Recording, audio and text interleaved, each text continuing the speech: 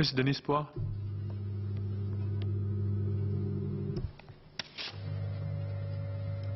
Mr. Deputy Speaker, sir, I rise in support of the motion. We are no longer in the third industrial revolution where computers were mere tools to aid us in automation and productivity. In what many believe is the fourth industrial revolution, artificial intelligence systems can now self-learn and self-improve to the extent that one day many more job groups, including those in the middle levels, such as radiographers and bookkeepers, jobs like that can disappear. Jobs such as drone operators, app developers, sustainability engineers are jobs that did not exist 10 years ago. Previously, handmade dumplings or 手工水饺 are now made in factories without human beings, or what the Chinese call 无人工厂 in China. Even beggars in China have already gone cashless, with many having their own QR codes or other online access for givers to transfer monies directly. Closer to home, a friend of mine who incorporated a business recently was looking for a new corporate logo. Instead of using the traditional means to seek out a local designer, he approached an online global design service provider.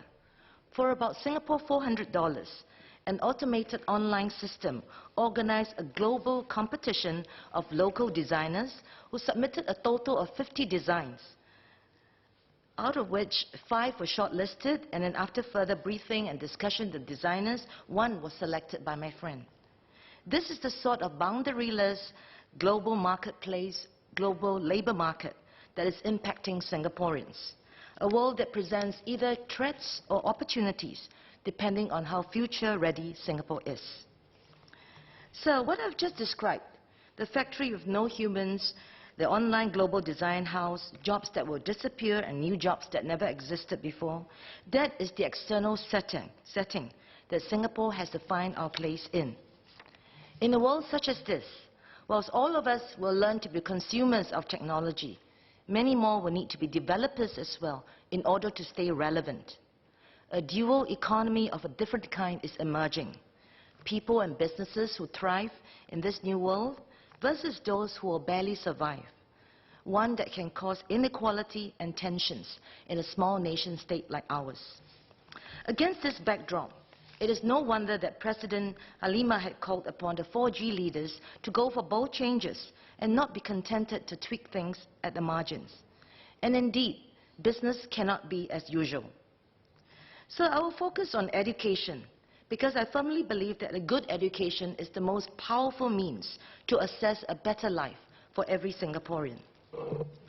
First, on education of our adults, on skills future.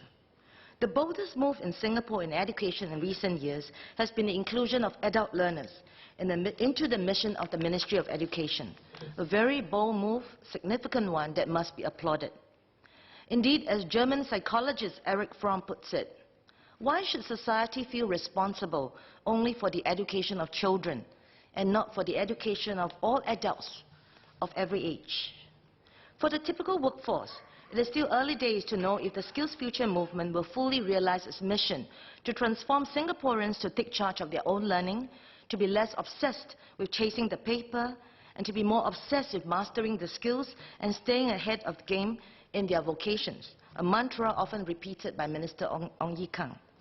The take-up rate of the Skills Future credit of $500 per adult citizen has in the last year doubled from about 6% to 12%, a positive sign, but there's much more to do.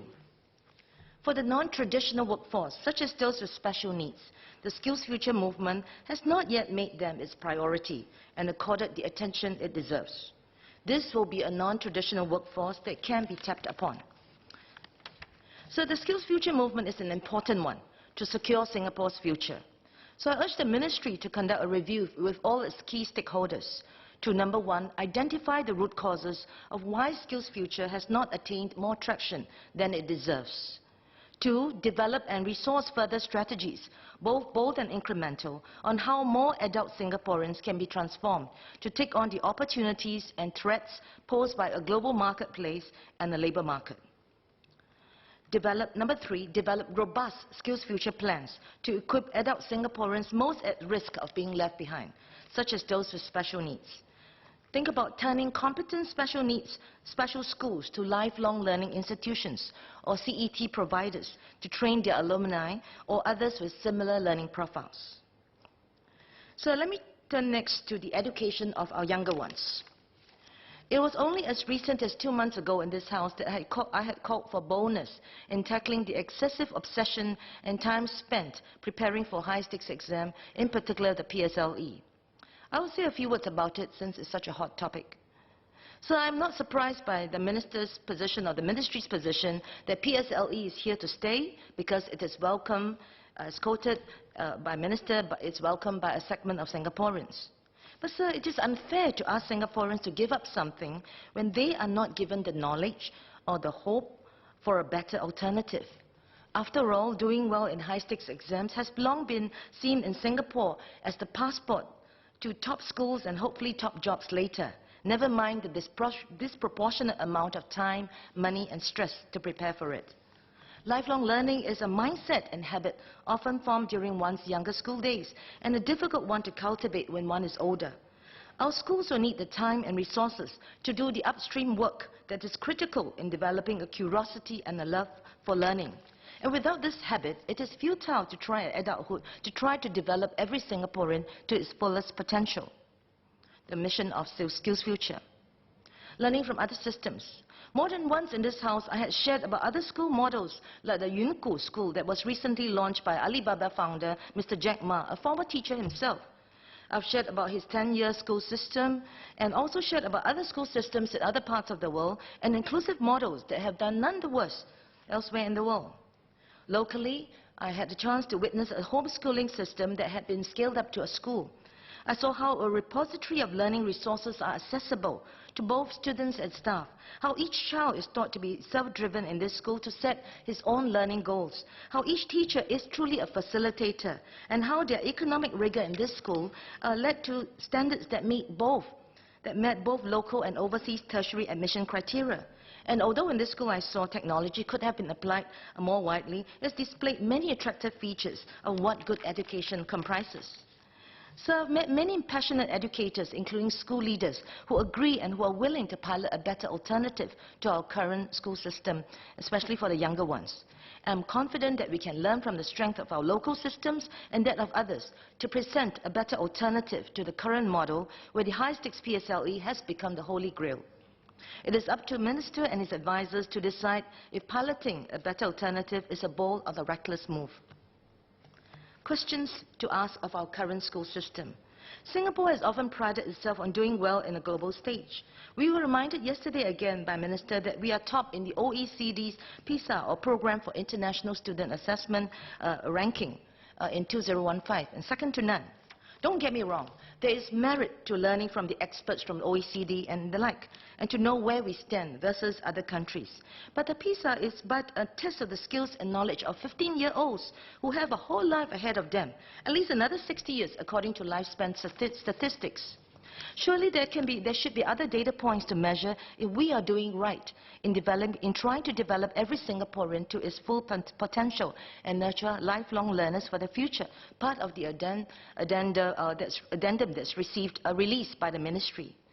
PSLE or no PSLE, smaller or big class sizes, to stream or not to stream. These questions may soon be less important than asking ourselves the following questions. 1. Does our current education system for our young produce the self-driven, self-motivated, agile, lifelong adult learners who are able to survive and thrive in the new age of rapid technological disruptions? 2. What are the process and outcome milestones we are driving at in view of the external and domestic setting the 4G government is now in? 3. If we were starting from a clean slate, what would our education landscape, our education system look like? How can we reimagine it? 4. What is the new curriculum beyond coding and computational thinking skills? Does our lifelong education system need to deliver in this rapidly changing world? What are the features of our current system that we must retain at all costs? What are the features that are causing pains but have become sacred cows that we have learned to revere and even defend? How do we maximize the potential of every Singaporean, regardless of their learning ability and profile, and ensure an inclusive education system for all? So I believe these are the questions that not only the 4G government should ask and seek answers to. The rest of us Singaporeans who care for our country, who are concerned for our future, should ponder over them too. Minister Ong Ye Kung spoke about the unfinished business of tackling inequality in this House yesterday, on the income gap that he's concerned about growing the middle income core, social mobility, and the need for interaction between groups from different socio-economic classes. Education is a crucial tool to help finish the unfinished business of addressing inequality. Education equips Singaporeans to maximize their potential to work, to earn more and enjoy a better quality of life, to be socially mobile, and to provide opportunity to learn and play together with fellow Singaporeans who are different from us. It can empower us to become not only successful for ourselves, but also to use the fruits of education to bless others beyond ourselves. Education is thus too important to leave it only to the educators. It affects all of our lives, and we should jointly envision, co-shape and support a lifelong education system that is uniquely Singapore and second to none. So if a ladder is not leaning against the right wall, as someone once said, then every step we take just gets us to the wrong place faster. The government, therefore, can and should make changes to the system for the better and the longer good and ensure that the education ladder in our country leans against the right wall. As for the rest of Singapore, so we too must take our place and support, build and climb that ladder that will lead us to the right wall. Only then can the dream of fulfilling the potential of every Singaporean become a reality and not a slogan. Thank you.